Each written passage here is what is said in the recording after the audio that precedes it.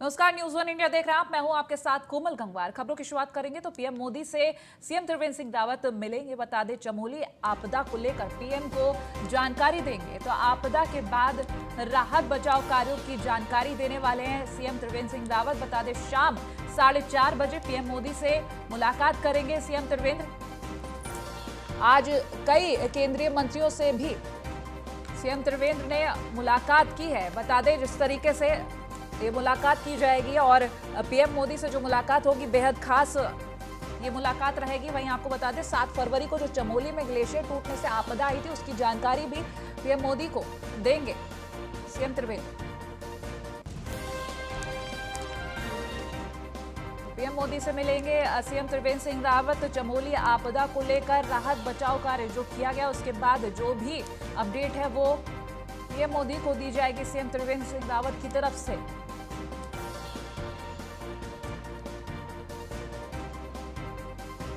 कई आज जिस तरीके से मुलाकात होगी, शाम 4:30 बजे का वक्त तय किया गया है जब ये मुलाकात होगी। इसके अलावा अगर बात करें तो सीएम त्रिवेंद्र सिंह रावत अन्य मंत्रियों से भी उन्होंने मुलाकात की है और जिस तरीके से ये मुलाकात की गई है, कई केंद्रीय मंत्रियों से मुलाकात हुई है। और साथ ही 7 फरवरी को चमोली में जो ग्लेशियर टूटने से आपदा आई थी, उसको लेकर जानकारी पीएम मोदी को देने जा रहे हैं सीएम त्रिवेंद्र सिंह रावत। जो राहत बचाव कार्य शुरू हुआ, उसके बाद की तमाम अपडेट्स देंगे पीएम मोदी को।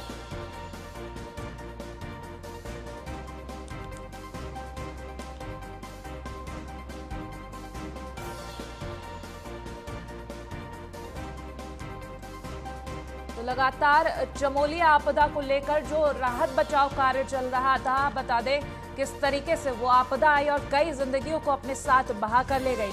अगर हम तपोवन टनल की बात करें तो वहां जो सर्च ऑपरेशन चल रहा था, उसको लेकर तमाम जो अपडेट्स है, तमाम जानकारी वो पीएम मोदी को आज सीएम त्रिवेंद्र सिंह रावत देंगे।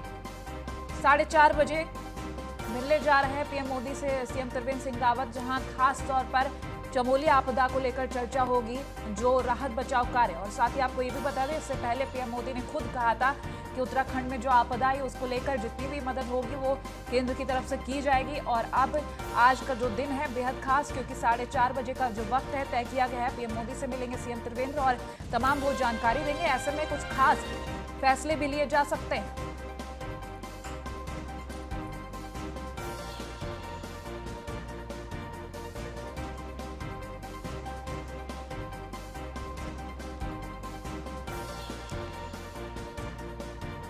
तो आपदा के बाद राहत बचाव कार्यों की जानकारी देंगे पीएम मोदी को सीएम त्रिवेंद्र।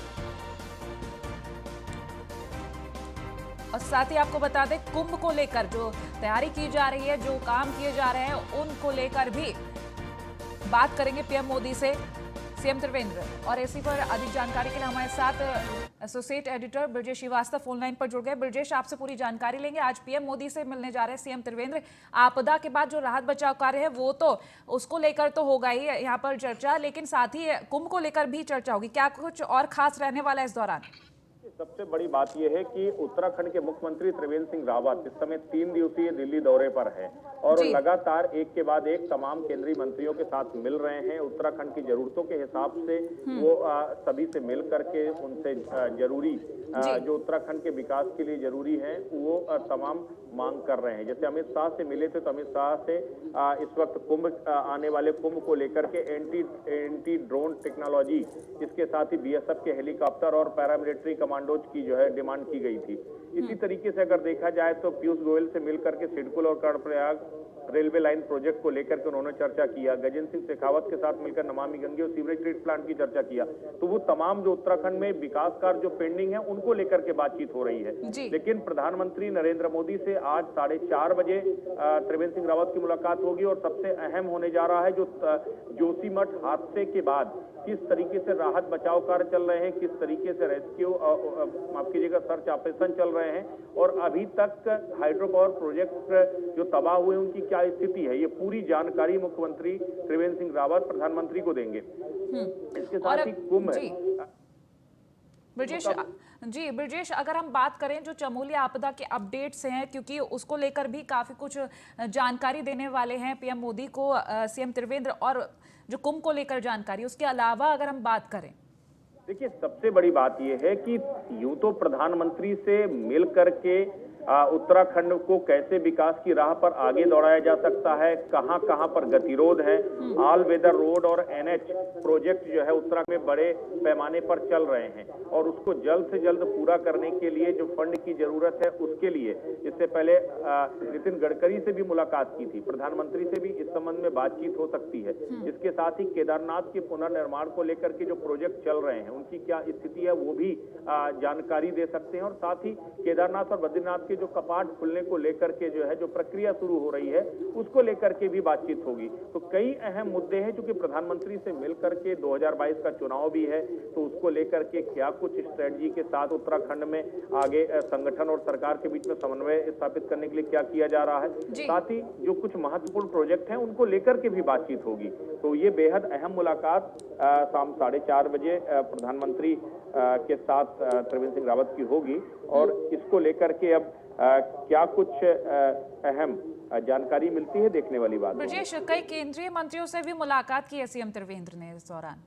सबसे बड़ी बात यह है कि अभी तक अगर बात किया जाए तो केंद्रीय परिवहन मंत्री नितिन गडकरी के साथ मुलाकात हुई है, गृह मंत्री अमित शाह के साथ मुलाकात हुई है, टेलीकॉम मिनिस्टर रविशंकर के साथ बात हुई है, इसके साथ ही एविएशन मिनिस्टर हरदीप पुरी के साथ भी उनकी बातचीत हुई है, पीयूष गोयल के साथ उनकी मुलाकात हुई है, गजेंद्र शेखावत के साथ मुलाकात हुई है, और आज 3:30 बजे डिफेंस मिनिस्टर राजनाथ सिंह के साथ भी उनकी बातचीत प्रस्तावित है, मुलाकात प्रस्तावित है।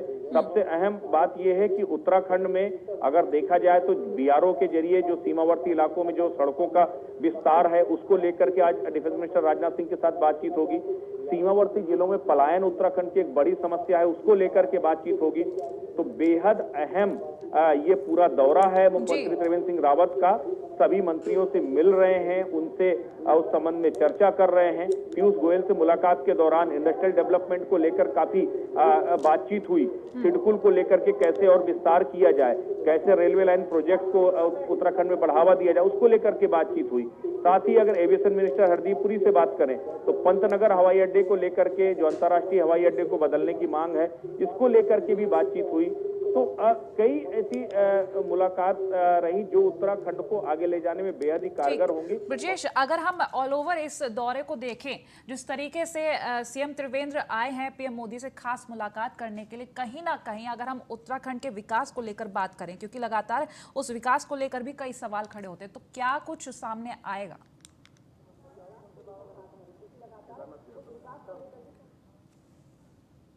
ब्रजेश, मेरी आवाज मिल रही है आपको? बिल्कुल, अपना सवाल दोहराइए। ब्रजेश, जो ऑल ओवर अगर हम इस दौरे को देखें, जिस तरीके से सीएम त्रिवेंद्र यहाँ पीएम मोदी से मिलने आए हैं, उत्तराखंड के विकास को लेकर अगर हम खास तौर पर बात करें, क्योंकि विपक्ष का लगातार यही सवाल रहता है आने वाले चुनावों को लेकर, तो उसको लेकर क्या कुछ जानकारी? सबसे बड़ी बात यह है कि 2022 का चुनाव है। 2022 के चुनाव से पहले उत्तराखंड में महाकुंभ का आयोजन हो रहा है। हाँ। लेकिन इससे पहले जिस तरीके से जोशीमठ की पूरी हादसा हुआ, जो पूरी आपदा आई, जोशीमठ आपदा के बाद कहीं न कहीं उत्तराखंड एक बार फिर उन तमाम दुश्वारियों से, चुनौतियों से घिरा हुआ है। इसको लेकर के भी अहम बात है। सबसे बड़ी बात यह है कि उत्तराखंड के जो पुनर्निर्माण का, रिस्ट्रक्चर करने का जो है, उत्तराखंड को डेवलपमेंट की तरफ आगे बढ़ाने का एक बड़ा मिशन लेकर के मुख्यमंत्री त्रिवेंद्र सिंह रावत चल रहे हैं, और उसको लेकर जहां जहां भी हर्डल्स हैं, उन तमाम मंत्रालयों से, उन तमाम मंत्रियों के साथ उनकी बैठक हो रही है, उनसे बातचीत हो रही है। और सबसे बड़ी बात यह कि 3 दिन का बड़ा दौरा है, दिल्ली दौरा, 3 दिन का बड़ा दौरा, और इस दौरान वो लगातार एक के बाद एक मुलाकात। केवल आज अकेले ही अगर बात करें तो आज 6 लोगों के साथ मुलाकात उन्हें करनी है, जिसमें 3 मुलाकातें हो चुकी, 3 मुलाकात अभी भी शेष है, जिसमें डिफेंस मिनिस्टर राजनाथ सिंह और प्रधानमंत्री नरेंद्र मोदी के साथ मुलाकात अभी बाकी है। तो ओवरऑल अगर देखा जाए तो मुख्यमंत्री त्रिवेंद्र सिंह रावत समेकित उत्तराखंड के विकास के लिए, उसे विकास के रास्ते पर आगे ले जाने के लिए जहां जहां भी जरूरत है, जहां जहां भी जो हर्डल्स क्रिएट हो रहे हैं, उसको दूर करने के लिए तमाम कोशिशें कर रहे हैं, ताकि विपक्ष उसको मुद्दा ना बना पाए। क्योंकि विपक्ष बार बार कहता है कि उत्तराखंड को जो है एक तरह से विकास के राह पर नहीं बल्कि पीछे धकेला है। ये प्राकृतिक आपदाएं नहीं बल्कि मानव प्रदत्त आपदाएं हैं। तो इन तमाम चीजों को लेकर के किस तरीके से आगे उत्तराखंड जाए, किस तरह से उत्तराखंड को लेकर के जाना है, कहां कहां पर अवरोध है, क्या क्या कहां पर बजट की कमी है, किसे कैसे पूरा करना, वो तमाम चीजें हैं जिसको लेकर के इस वक्त त्रिवेंद्र सिंह रावत काम कर रहे हैं। सबसे बड़ी बात है कि इंफ्रास्ट्रक्चर एक बड़ा मुद्दा है उत्तराखंड में। चूंकि पर्वतीय इलाका है, पर्वतीय इलाके में परिवहन एक बड़ी चुनौती होती है। परिवहन अगर होगा, अगर अब ट्रांसपोर्टेशन आसान होगा तो उसके साथ इंडस्ट्रियल डेवलपमेंट होगा।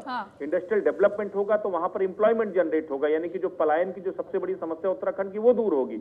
ये सब एक दूसरे के साथ जुड़े हुए हैं।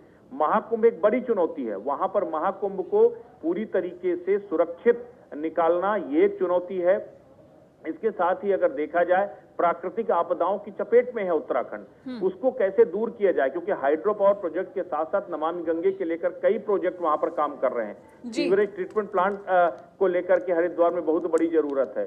तो ओवरऑल इन तमाम चीजों को एक साथ समेकित रूप से अगर आप देखिए तो उत्तराखंड को इंफ्रास्ट्रक्चर के लेवल पर डेवलप करना ये मुख्यमंत्री त्रिवेंद्र सिंह रावत की प्राथमिकता में है और इसीलिए सभी से मुलाकात करके। ब्रजेश, अगर हम बात करें जो प्रोजेक्ट्स को नुकसान हुआ है, लोगों की जान तो गई है, साथ ही प्रोजेक्ट्स को भी नुकसान हुआ है, दोनों को लेकर सीएम त्रिवेंद्र आगे चल रहे हैं। जो जान गई है उनको लेकर परिजनों को वहां सहानुभूति दे रहे हैं और जिस तरीके से मदद दे रहे हैं वो भी काबिल तारीफ है। लेकिन अगर हम प्रोजेक्ट्स को लेकर बात करें, जो प्रोजेक्ट्स खराब हो गए हैं उनको लेकर क्या क्या जानकारी है? बड़ी बात यह है कि लगातार अब विशेषज्ञ एक बार फिर से उत्तराखंड में चल रहे या निर्माणाधीन जो हाइड्रो पावर प्रोजेक्ट्स हैं उनको लेकर सवाल खड़े कर रहे हैं। जिस तरीके से विकास की बात करें तो चाहे वो ऑल वेदर रोड हो या फिर जो नेशनल हाईवे प्रोजेक्ट है, उसकी वजह से बड़े लेवल पे पहाड़ तोड़े जा रहे हैं, तो वो भी एक पर्यावरणविद उसको लेकर सवाल खड़े कर रहे हैं। लेकिन सबसे बड़ी बात है कि अगर उत्तराखंड को आपको बेहतर स्मूथ कनेक्टिविटी के साथ जोड़ना है, सीमावर्ती जो तमाम जो देश हैं, दूसरे राज्य हैं, उनके साथ अगर आपको बेहतर कोऑर्डिनेशन स्थापित करना तो उसके लिए आपको परिवहन को बेहतर बनाना होगा। तो सबसे बड़ी चुनौती तो ट्रांसपोर्टेशन ही है उत्तराखंड की। कहते हैं उत्तराखंड की जवानी और रवानी दोनों वहां नहीं रुकता, ये सबसे बड़ी विडंबना है। और वो पलायन सबसे बड़ी समस्या है। रोजगार नहीं होगा तो पलायन नहीं हो, अगर रोजगार मिलने लगेगा तो लोग पलायन क्यों करेंगे? तो उसे इंडस्ट्रियल डेवलपमेंट के जरिए एम्प्लॉयमेंट जनरेट करना वो भी एक बड़ी चुनौती है। तो तमाम चुनौतियों के बीच इस वक्त केंद्र सरकार के तमाम मंत्रियों से मुख्यमंत्री मिल रहे हैं, जिससे उत्तराखंड का समेकित विकास सुनिश्चित हो सके, जहां जो अवरोध है उसे पूरा किया जा सके। ठीक ब्रजेश, बहुत शुक्रिया तमाम जानकारी हम तक पहुंचाने के लिए। तो पीएम मोदी से मिलेंगे सीएम त्रिवेंद्र सिंह रावत। 3 दिवसीय दौरा है उनका, इस दौरान कई अहम चीजें सामने आई। तो 3 दिवसीय दिल्ली दौरे पर सीएम त्रिवेंद्र सिंह रावत है। बता दें सीएम त्रिवेंद्र के दिल्ली दौरे का आज आखिरी दिन है। पीएम मोदी से मिलेंगे सीएम त्रिवेंद्र। शाम 4:30 बजे का जो वक्त है तय किया गया है। चमोली आपदा को लेकर पीएम मोदी को जानकारी देंगे। आपदा के बाद राहत बचाव कार्यों की जानकारी देंगे। तो शाम 4:30 बजे पीएम मोदी से मिलेंगे सीएम त्रिवेंद्र।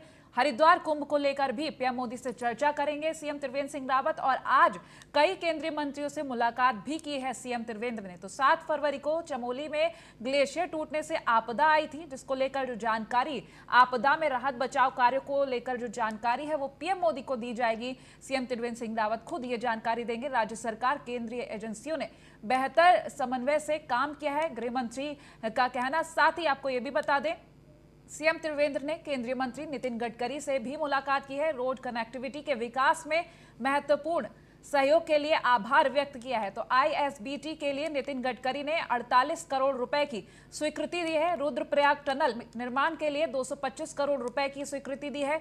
पुरानी सड़कों के कायाकल्प के लिए 69 करोड़ रुपए की स्वीकृति दी है। बता दें हरिद्वार देहरादून एनएच पर जोगीवाला में जाम की समस्या को लेकर प्रस्ताव रखा गया है।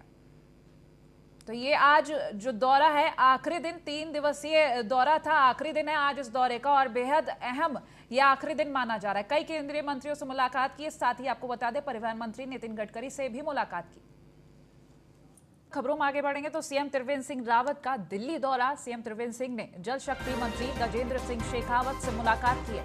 6 सीवेज शोधन संयंत्र के प्रस्ताव को मंजूरी देने का अनुरोध किया है। 8 स्नान और मोक्ष घाट बनाने के प्रस्ताव को स्वीकृति देने का आग्रह किया है। तो जो 3 दिवसीय दौरा दिल्ली का सीएम त्रिवेंद्र सिंह रावत का है, बेहद अहम और आज जो आखिरी दौरे का दिन है, उस दौरान उन्होंने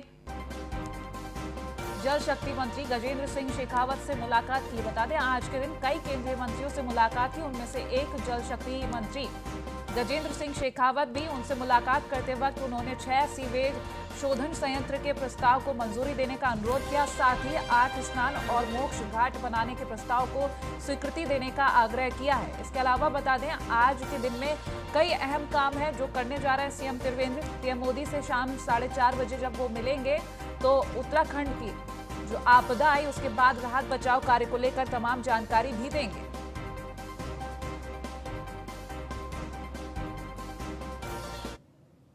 देहरादून से एक खबर जहां लद्दाख के पंचायत प्रतिनिधियों का प्रशिक्षण शुरू हो गया। बता दें धारा 370 हटने के बाद कश्मीर और लद्दाख में कई बदलाव देखे गए हैं। तो पंचायती राज को मजबूत किया जा रहा है। शैक्षिक भ्रमण पर लद्दाख के पंचायत प्रतिनिधियों का एक दल। वहीं देहरादून में शुरू हुई प्रशिक्षण और शैक्षिक कार्यशाला। इस दौरान सचिव SC सेमवाल ने प्रशिक्षण कार्यशाला का शुभारंभ किया है।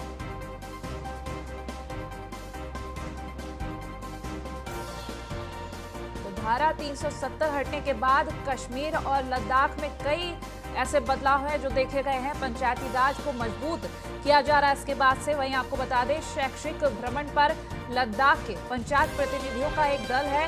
देहरादून में प्रशिक्षण और शैक्षिक कार्यशाला शुरू हो गई है। तो सचिव SC सेमवाल ने इस प्रशिक्षण कार्यशाला का शुभारंभ किया है। 370 के बाद एक चीज़ देखो, बहुत सारी चीज़ों में खासकर ग्रास रूट लेवल पे चेंजेस आए हैं। एक तो सबसे पहले कहीं एक एरियाज़ में अगर आप डेवलपमेंट चाहते हैं तो उसमें फाइनेंशियल असिस्टेंस की ज़रूरत पड़ जाए। तो UT एडमिनिस्ट्रेशन के अंडर उसकी कोई कमी नहीं है। उसमें जैसे कि ग्राम पंचायत लेवल पे काफ़ी फंड्स जो है प्रोवाइड किए जाते हैं। तो मुझे नहीं लगता कि इससे पहले इतना ज़्यादा फंड्स प्रोवाइड असिस्टेंस मिलता होगा। तो अभी वही है कि ग्रास रूट लेवल पे काफ़ी चेंजेस देखने को मिलता है। यूनियन टेरिटरी के जो पंचायत चुनाव के बाद में उनके एक्सपोजर विजिट और ट्रेनिंग प्रोग्राम नहीं हो पाए थे, तो एडमिनिस्ट्रेशन लद्दाख के द्वारा हमसे संपर्क किया गया कि वो जिस तरीके से जम्मू कश्मीर का पंचायत प्रतिनिधियों का यहाँ एक्सपोजर विजिट कम ट्रेनिंग प्रोग्राम चल रहा था, लद्दाख यूनियन टेरिटरी भी अपने पंचायत प्रतिनिधियों को हमारे प्रदेश में भेजना चाहता है। तो उसी कार्यक्रम के तहत ये कार्यक्रम संचालित है। 45 के इनके 4 ग्रुप हमारे राज्य में आने थे, जिसमें कि ये आखिरी दौरा इनका है, आखिरी बैच इनका आया हुआ है।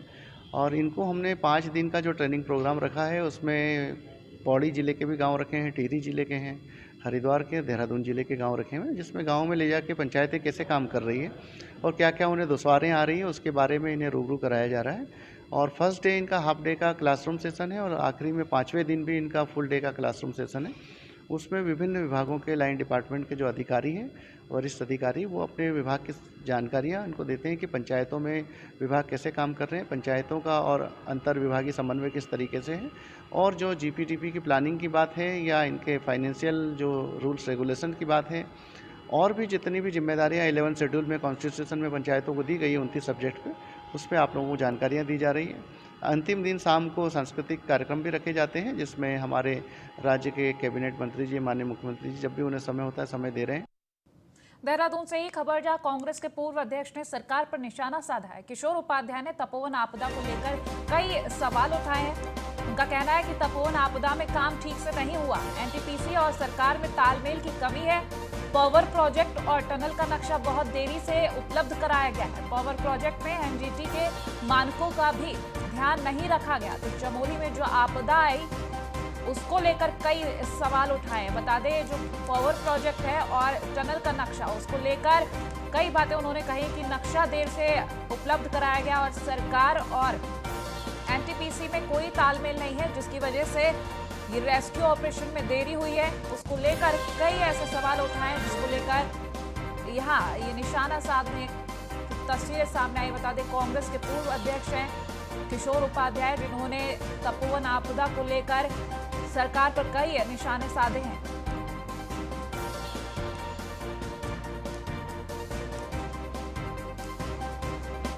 रैनी और तपोवन में जो त्रासदी हुई है उसमें जो लापता हैं अब उनका मिलना तो ईश्वर करे वो कुछ लोग सुरक्षित हों।